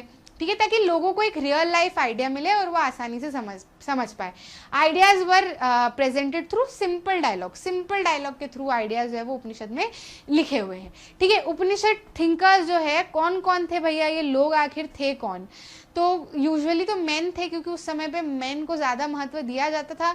तो मेन जो है उनका उल्लेख इसके अंदर किया गया। हो सकता है कि और भी सारे लोगों ने लिखे, लेकिन उनका हिस्ट्री में कोई उल्लेख किया नहीं गया, है ना। वो फिर हिस्ट्री है, जो लिखा है वो हमें पता है, जो नहीं लिखा है वो हमें पता नहीं है, लेकिन हो सकता है होता हो। ठीक है, तो इसमें ऐसा बताया गया है कि मेन जो यूजुअली ब्राह्मण और क्षत्रिय थे वो उपनिषद में उन्होंने बातें जो है वो अपने हिसाब से लिखी है। मेंशन ऑफ वुमेन भी है, जैसे गार्गी जो कि एक काफ़ी बड़ी लर्नर मानी जाती थी, जो कि रॉयल कोर्ट्स में डिबेट्स वगैरह भी किया करती थी, उनका उल्लेख भी लिखा है, उपनिषद में बताया गया है। सत्यकामा जबाला के बारे में बताया गया है, जिनका नाम जो है वो अपनी माँ जबाली देवी के नाम पर रखा गया था। और सत्यकामा जबाला जो है वो उनको गौतम ने काफ़ी सारी बातें सिखाई, जो कि काफ़ी बड़े थिंकर बन के निकले थे फिर सत्यकामा जबाला। ठीक है, और भी आइडियाज़ जो है वो बाद में शंकराचार्य जैसे थिंकर ने अपने अपने जो है वो उपनिषद के अंदर लिखे।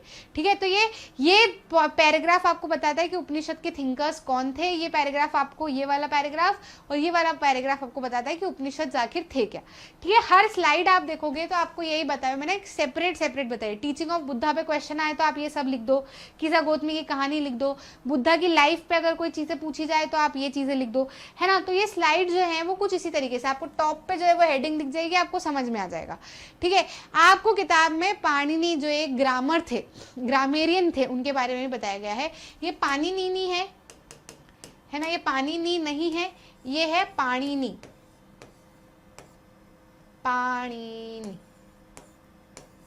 ठीक है, पाणिनि भी कह सकते हो या फिर पाणिनि भी कह सकते हो, अलग अलग तरीके से नाम जो है वो प्रोनाउंस किया जाता है, बस पाणिनि नहीं बोला जाता, पाणिनि या पाणिनि। ठीक है, तो ये एक ग्रामेरियन थे। जैसे कि आज आप एल्जेब्रा में अलग अलग फॉर्मूला देखते हो, अलग अलग एक बेसिक देखते हो, इंग्लिश में अल्फ़ाबेट ABCD देखते हो, फिर उससे वर्ड्स बनाते हो, इंग्लिश की अपनी एक ग्रामर है। तो ऐसे पाणिनि जो है उन्होंने संस्कृत की ग्रामर लिखी। किसकी ग्रामर लिखी? संस्कृत की। ही वॉज अ स्कॉलर। ठीक है, स्कॉलर मतलब काफ़ी पढ़े लिखे व्यक्ति थे। ही प्रिपेयर्ड ग्रामर फॉर संस्कृत। तो अब आपको क्या है, ये MCQs में आ सकता है। ठीक है, इसलिए आपको ध्यान रखना है, MCQ में पूछा जा सकता है, या आपको जो है वो NTSC के एग्जाम में पूछा जा सकता है, तो बिल्कुल दिमाग में लेके रखना। पाणिनि जो है वो उन्होंने ग्रामर प्रिपेयर की संस्कृत के लिए। वॉवेल्स और कॉन्सोनेंट लिखे स्पेशल ऑर्डर में, जैसे इंग्लिश में वॉवेल क्या होते हैं? AEIOU। ठीक है, तो IOU है ना, तो इन्होंने जो है वो संस्कृत के वॉवेल्स लिखे, है ना। अब संस्कृत के वॉवेल्स मुझे तो पता नहीं है, क्योंकि हमको ऐसे कुछ पढ़ाई नहीं जाती है, लेकिन संस्कृत के भी जो वॉवेल्स होते हैं वो भी इन्होंने लिखे, कॉन्सोनेंट्स जो होते हैं वो भी इन्होंने लिखे, स्पेशल ऑर्डर में उनको जमाया। इनको जो है वो एल्जेब्रा की तरह, फॉर्मूले की तरह बताया गया। एल्जेब्रा तो हम अभी पढ़ते हैं, लेकिन उसके काफ़ी पहले जो है वो संस्कृत के फॉर्मूले लिख दिए गए थे। ठीक है, उन्होंने शॉर्ट फार्मूला में इस लैंग्वेज के रूल्स बनाने की, लिखने की कोशिश की, ताकि लोग जो पढ़ना चाहें, संस्कृत को सीखना चाहे, वो आसानी से संस्कृत को सीख ले। ठीक है, चलो आगे बढ़ते हैं और अब बात करते हैं जैनिज्म की। किसकी बात करते हैं भैया? जैनिज्म की। अब जैनिज्म क्या है? ठीक है। तो गौतम बुद्ध ने जो शुरू किया, गौतम बुद्ध ने जो सिखाया, उसको क्या कहा जाता है? बुद्धिज्म कहा जाता है। ठीक है। वो खुद घर से बाहर निकले, उन्होंने बोला कि आपको जरूरी नहीं है कि घर से बाहर निकलना है। ठीक है। उन्होंने क्या बोला, गौतम बुद्ध ने क्या बोला कि आप जो चीज़ें हैं वो फॉलो करो, आप काइंड रहो, आप रिस्पेक्टफुल रहो, एनिमल्स का ध्यान रखो, किसी की बुराई ना करो, है ना। ठीक है। अपने आप का ख्याल रखो, अपने थॉट्स का ख्याल रखो, जैसा करोगे वैसा मिलेगा। कोशिश करो अच्छे से अच्छा करने की, मेडिटेट करो, जिंदगी के बारे में जानो, अपने आप को एक्सप्लोर करो। ये सब किसने बोला? गौतम बुद्ध ने बोला। ठीक है। बुद्ध को, बुद्धि से आप ध्यान रख सकते हो कि आपको अपनी बुद्धि पे काम करना है। लेकिन जैन की जब हम बात करें तो it has come from a word Jina. ठीक है। किससे वर्ड से आया है? जीना। जीना का मतलब क्या होता है? कॉन्करर। कॉन्करर मतलब जो कि जीतने वाला, है ना, जीतने वाला, किसी चीज़ के ऊपर कंट्रोल कर लेने वाला, जीतने वाला। अब यहाँ पर कंट्रोल करने का मतलब मटेरियल कंट्रोल नहीं है कि इसके सामान पे कंट्रोल कर लिया, इसकी जगह पे कंट्रोल कर लिया, इसके जानवर पे कंट्रोल कर लिया, नहीं। कंट्रोल करना मतलब स्वयं पे कंट्रोल करना। ठीक है। तो इनकी कहानी सुनते हैं। इसमें उल्लेख किया जाता है, जैसे बुद्धिज्म में बुद्ध के बारे में बताया गया, जिनका शुरुआत में नाम जो है वो सिद्धार्थ था, ऐसे ही जैनिज्म जो है वो शुरू किया गया बाय वर्धमान महावीरा। ठीक है। तो ये कौन थे? ये 24 तीर्थंकार माने जाते हैं ऑफ द जैन धर्म। जो भी फॉलो करते हैं वो ज़्यादा अच्छे से बता पाएंगे। ठीक है। तो अगर आपको लगे कि रिया मैडम कहीं पे गलत हो रही है, क्योंकि मुझे इतना इन डिटेल नहीं पता, जो खास चीज़ें आपको सिखाने वाली हूँ मेरे को पता है, लेकिन कई सारे धर्म की एक इन डेप्थ डिटेल होती है जो हम नहीं कर पाते, नहीं समझ पाते या नहीं पता होती है। ठीक है। तो अगर आपको कहीं लगे कि कुछ गड़बड़ जैसा हो रहा है तो आप नीचे बताते रहना। ठीक है। अपने आसपास के दोस्तों को बताते रहना, लेकिन इन डिटेल हमको ज़्यादा जानने की ज़रूरत भी नहीं है। वैसे हमको सिर्फ समझना है कि आखिर जैन धर्म कहाँ से आया और जैन धर्म का मतलब क्या होता है। ठीक है। तो जैन धर्म की शुरुआत की गई थी किसके द्वारा? वर्धमान महावीरा द्वारा। ठीक है। जो कि 24 तीर्थंकार यानी कि लास्ट और 24 तीर्थंकार माने जाते हैं जैन धर्म के। इन्होंने मैसेज भेजा करीब इस समय पे 2500 साल पहले। तो सेम वाला समय, वो बुद्धिज्म वाला समय, महावीर मतलब वो एरा सीखने वाले, एक एरा होता है ना जिसमें सीखने सिखाने वाली बातें चल रही होती है। जैसे आज का एरा हम समझते हैं लॉकडाउन के बाद वाला, ये वाला जो एरा है, लॉकडाउन में लोगों ने बहुत सारे लोगों को खोया। इसके पहले लोग भाग दौड़ भरी जिंदगी, ना कोई हेल्थ पे ध्यान देना, ना परिवार पे ध्यान देना, कुछ नहीं कर रहे थे। लेकिन लॉकडाउन ने लोगों को बहुत कुछ सिखाया।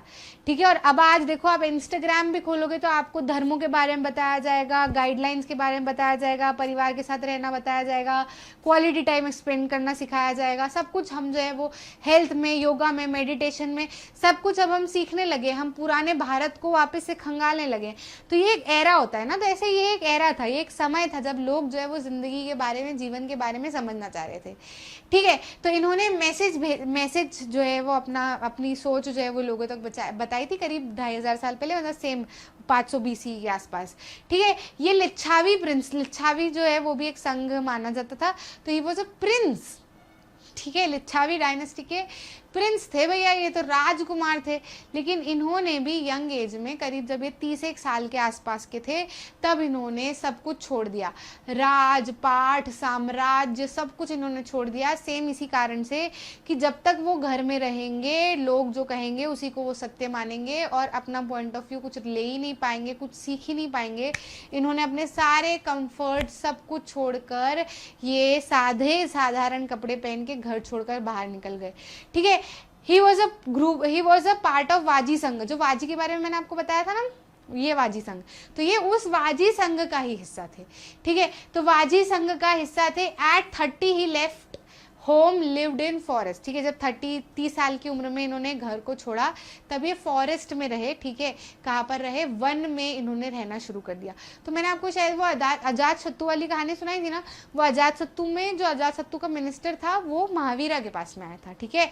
तो महावीरा से उन्होंने ज्ञान लेने की कोशिश की थी। तब महावीरा ये सब कुछ छोड़ चुके थे, वन में रहते थे।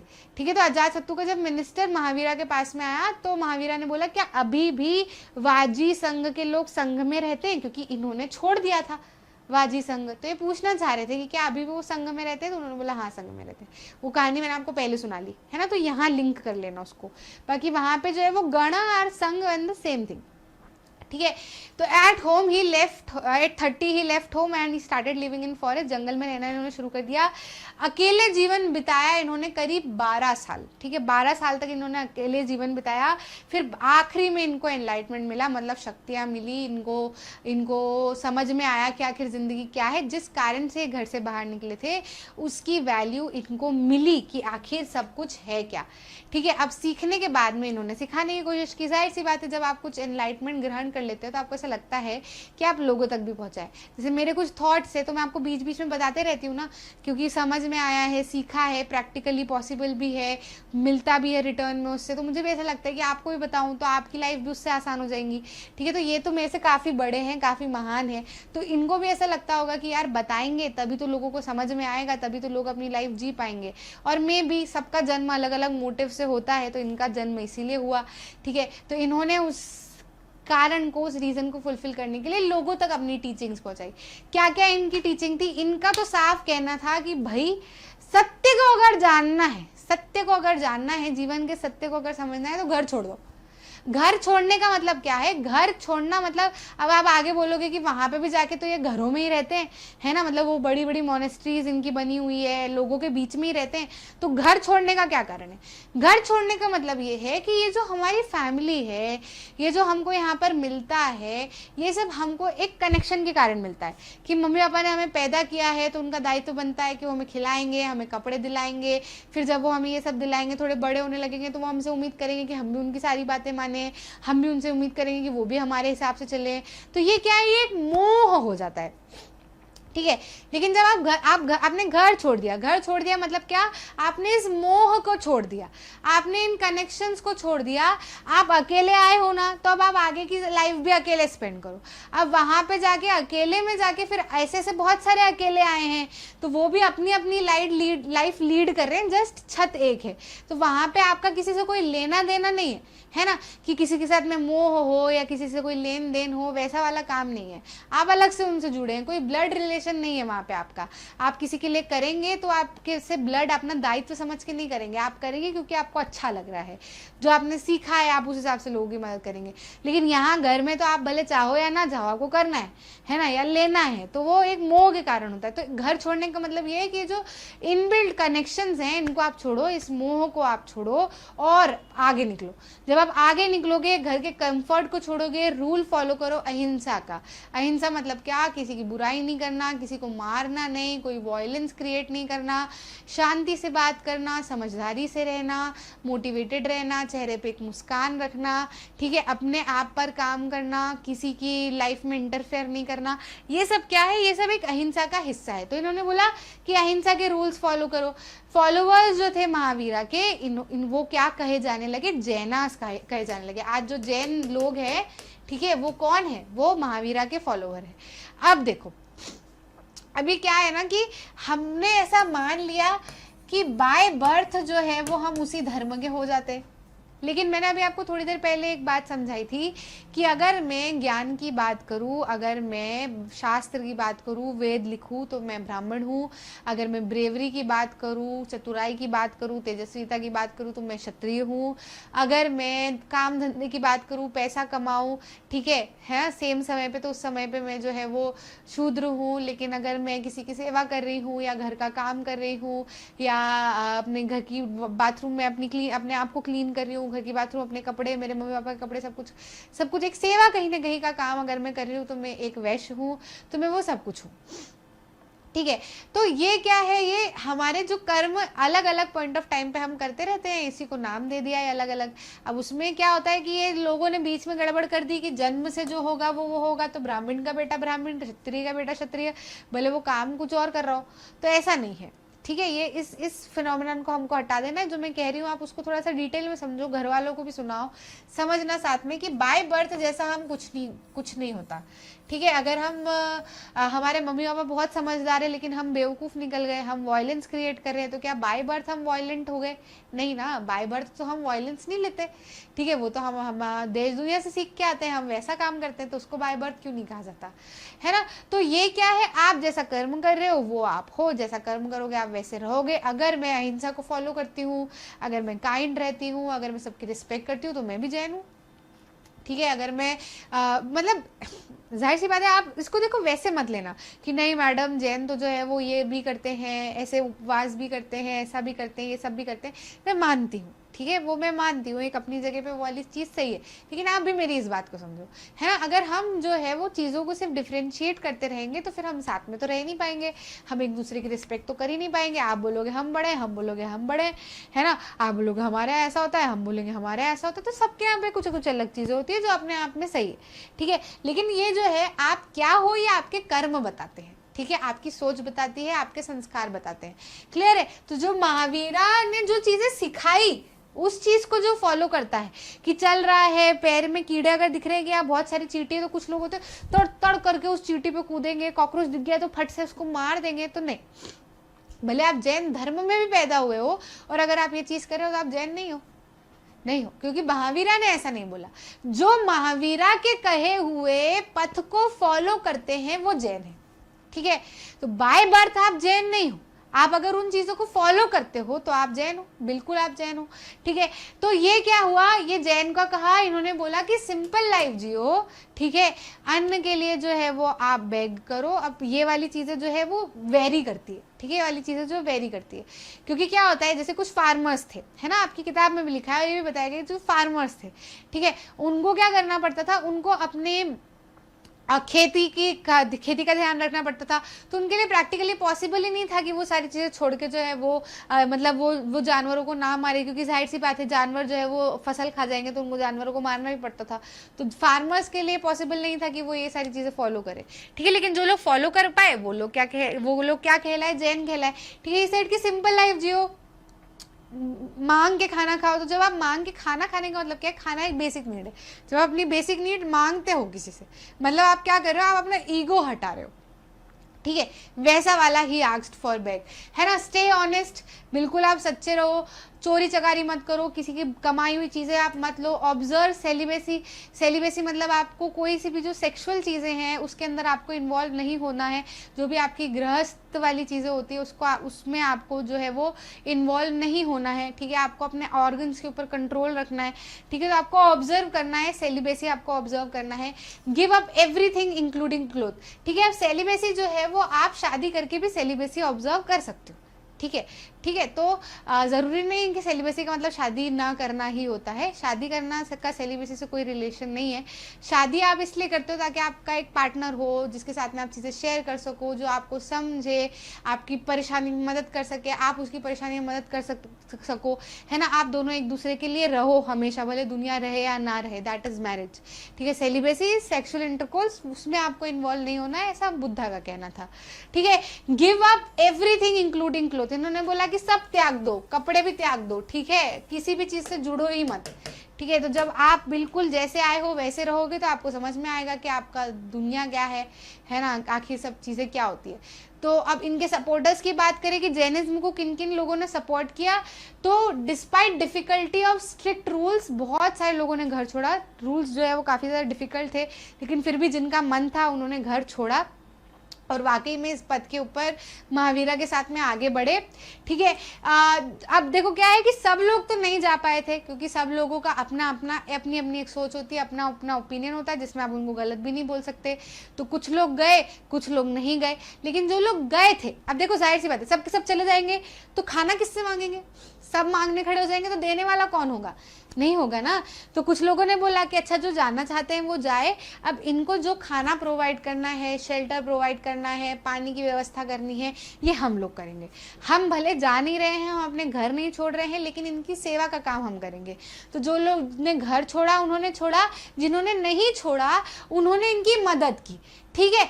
तो supporters mainly they were supported mainly by traders, farmers, because they found it difficult. Traders के लिए डिफिकल्ट होता है, वो लोग नहीं कर पाते हैं, नहीं घर छोड़ पाते, है ना, क्योंकि उनको बिजनेस करना होता है, सारी चीज़ें जो है वो ये रूल्स नहीं फॉलो कर सकते। वो फार्मर्स ये रूल्स फॉलो नहीं करते। तो उन्होंने बोला जो जाना चाह रहा है वो जाए, लेकिन हमारी तरफ से जितनी मदद हो सकेगी वो सेवा का काम हम करेंगे, ठीक है। तो ये जो जैनिज्म है ये नॉर्थ इंडिया तक फैला, गुजरात, तमिलनाडु, कर्नाटका, और उसके बाद में वर्ल्ड वाइड फैलते चला गया। द्वारा टीचिंग्स जो है वो ओरली ट्रांसमिट की गई, ठीक है, बोल के समझा के एक दूसरे को सिखा के ट्रांसमिट की गई।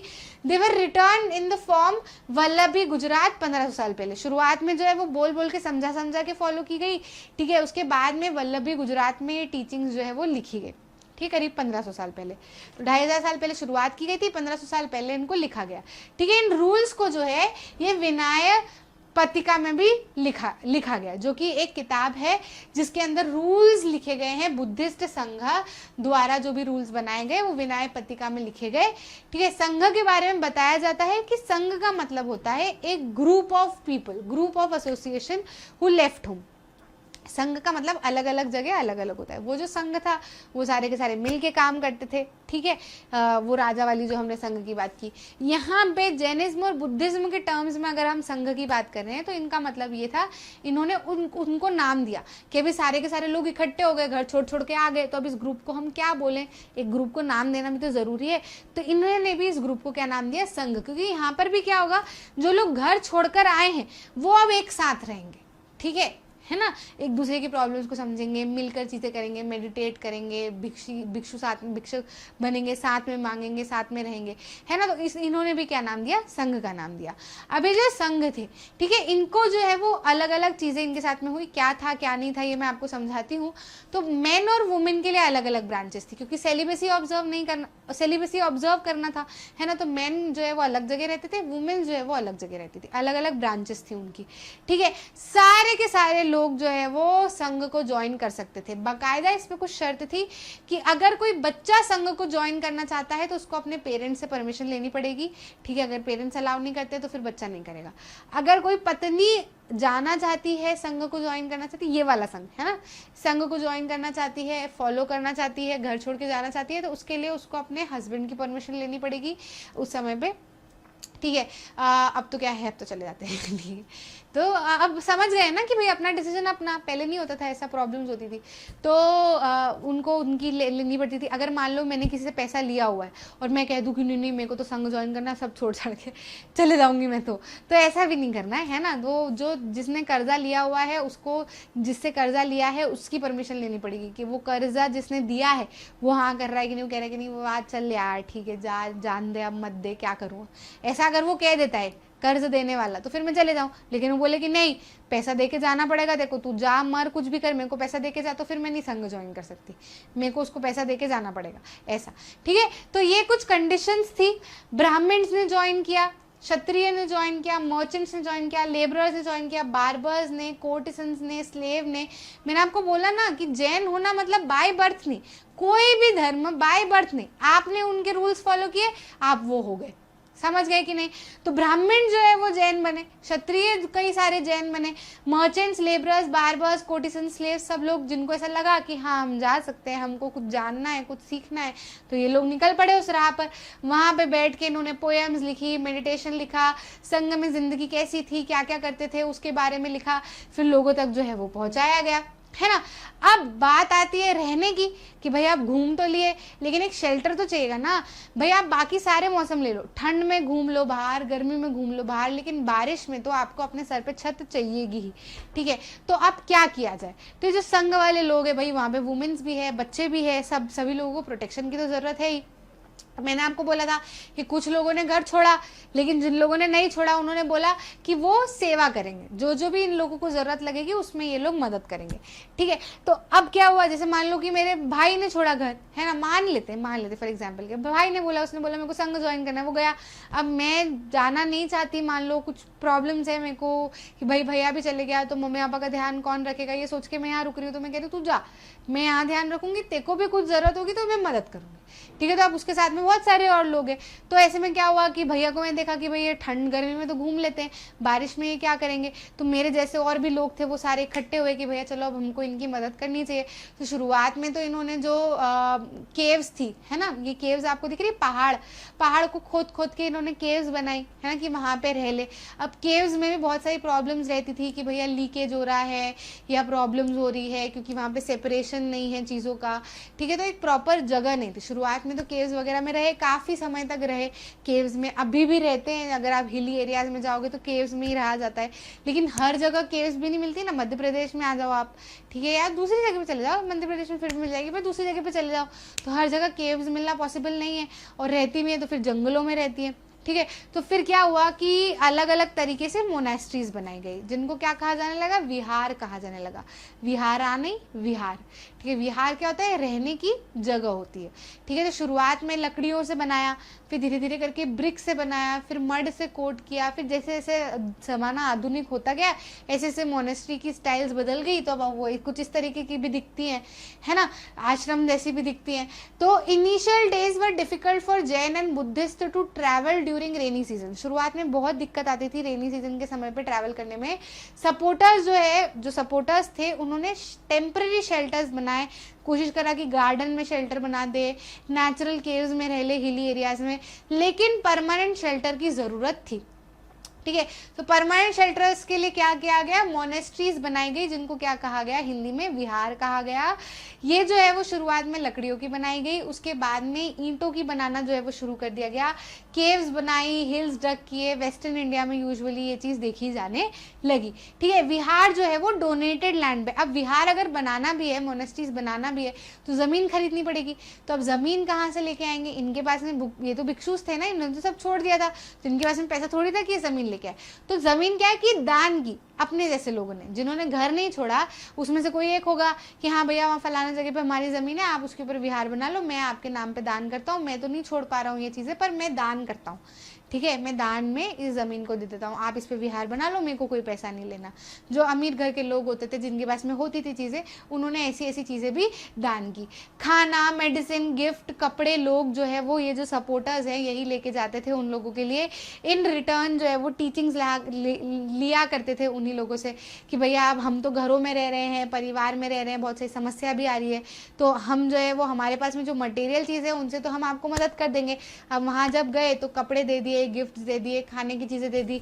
अब रिटर्न में क्या लेते, तो टीचिंग लेते कि हमको ऐसी ऐसी परेशानी आ रही है, आप बताइए क्या करना चाहिए, तो सिखाते कि हाँ आप ऐसा कर लो, ऐसा कर लो, तो प्रॉब्लम आपकी ठीक हो जाएगी, सॉल्व हो जाएगी, है ना। तो ऐसी टीचिंग्स लेकर आया करते थे। समझ में आया, तो इस तरीके की क्या थी, मोनेस्ट्रीज थी। अब ऐसे ही आपको इस चैप्टर में आखिरी में सिस्टम ऑफ आश्रमास के बारे में बताया गया है कि जिस समय पे बुद्धिज्म लिखा गया, बुद्धिज्म के बारे में बात हुई, जैनिज्म के बारे में बात हुई, है ना, इसी समय पे जो ब्राह्मण्स थे हिंदू धर्म के, उन्होंने सिस्टम ऑफ आश्रमा के बारे में भी लिखा। सिस्टम ऑफ आश्रम मतलब, आश्रम मतलब वो मोनेस्ट्रीज नहीं कि आज जो हम कहते हैं ये आश्रम बना हुआ है, वो वाला आश्रम नहीं। आश्रम मतलब फेज ऑफ लाइफ, क्या है, स्टेज ऑफ लाइफ, ठीक है। एक जो समय होता है जिंदगी का, जैसे जब मैं, जैसे मान लो ये वाला समय, अभी मेरी शादी नहीं हुई है ना, तो इस समय पे मैं बहुत सिंपल सादा जीवन अगर मैं जीती हूँ, ठीक है, सेलिब्रेसी ऑब्जर्व करती हूँ, मतलब अपने ऑर्गन्स में अपना कंट्रोल रखती हूँ, ठीक है, डिसिप्लिन में रहती हूँ, अपने सेहत का ख्याल रखती हूँ, इसको क्या कहा जाता है, इसको ब्रह्मचर्य कहा जाता है, ठीक है। तो ब्रह्मचर्य हम कहते हैं तो ब्रह्मचर्य है, ये तो ब्रह्मचारी है, ठीक है, ये तो उसने शादी वादी नहीं की, ऐसा, तो वो मतलब उसने अपना पूरा फेज ही वो बना लिया कि वो शादी वादी नहीं करेगा, वो जीवन भर ब्रह्मचारी ही रहेगा। लेकिन इन्होंने, ब्राह्मण्स ने बोला कि हर एक फेज है ना, जैसे जब शुरुआत में आप जन्म लेते हो, छोटे से थोड़े बड़े होते हो, वो पीरियड आपका क्या कहा जाता है, ब्रह्मचर्य कहा जाता है, ब्रह्मचर्य आश्रम कहा जाता है। उसके बाद में जब आप शादी करते हो तो आप गृहस्थ आश्रम में आ जाते हो, ठीक है, गृहस्थ आश्रम में आ जाते हो, जिसमें आप जो है वो, आप अपना रिप्रोडक्शन होता है, आप अपने परिवार को आगे बढ़ाते हो, बच्चे होते हैं, परिवार का ध्यान रखते हो, बीवी का ध्यान रखते हो, पति का ध्यान रखते हो, सेवा करते हो, है ना, मतलब एक दूसरे का आप ध्यान रखते हो, कुल मिला के अपनी तरफ से ऑफरिंग्स करते हो, ठीक है, लोगों को। तो इसको क्या कहा जाता है, गृहस्थ आश्रम कहा जाता है।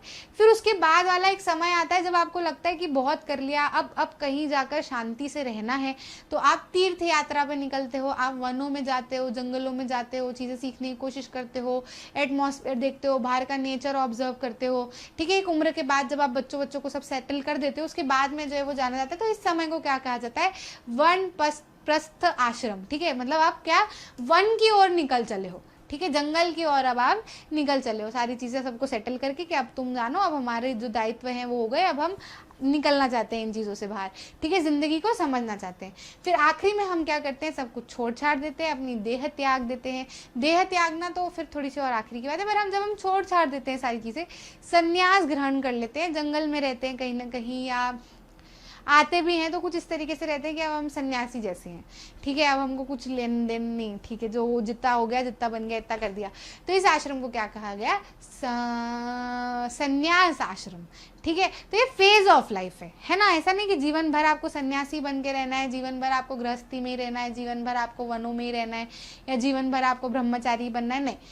एक पीरियड में इन चीज़ों को डिवाइड कर दिया कि आपकी लाइफ में बैलेंस बना रहे कि हाँ ये भी कर लिया, ये भी कर लिया, ये भी कर लिया और ये भी कर लिया, तो you are fulfilled till the time you die, ठीक है। तो ऐसा जो है वो हिंदू धर्म के ब्राह्मण से बताया गया। तो वही ना, देखो हर समय मैंने आपको क्या बोला, शुरुआत में मैंने आपको चैप्टर में ये चीज़ इसीलिए सिखाई थी।